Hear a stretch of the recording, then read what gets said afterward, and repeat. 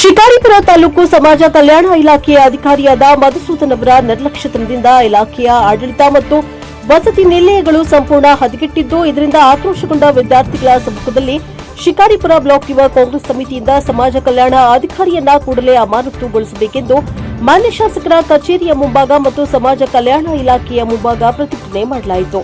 ಮಾನ್ಯ ಶಾಸಕರ ಬಳಿ ಇಲಾಖೆಯ ಸಮಸ್ಯೆಯನ್ನ ಹೇಳಿಕೊಳ್ಳಲು ಅವಕಾಶ ಮಾಡಿಕೊಡದೆ ವ್ಯವಸ್ಥಿತ ಸಂಚು ರೂಪಿಸಿ ಶಾಸಕರು ಇನ್ನೇನು ಕಚೇರಿಗೆ ಬರುವ 2 ನಿಮಿಷ ಮುಂಚಿತ ಯುವ ಕಾಂಗ್ರೆಸ್ ಅಧ್ಯಕ್ಷ ಶಿವು ಹುಲ್ಮಾರ ಅವರನ್ನ ಪೊಲೀಸ್ ಇಲಾಖೆಯವರು ಪ್ರತಿಭಟನೆ ಮಾಡುವ ಸ್ಥಳದಲ್ಲಿ ಬಂಧಿಸಿ ಅವರನ್ನ ಪೊಲೀಸ್ ಠಾಣೆಗೆ ಕರೆದುಕೊಂಡು ಸುಮಾರು ಹೊತ್ತು ನಂತರ ಅವರನ್ನ ಬಿಡುಗಡೆಗೊಳಿಸಿದ್ದಾರೆ. Bureau report Vedamurthy, LKS TV4 Bengaluru.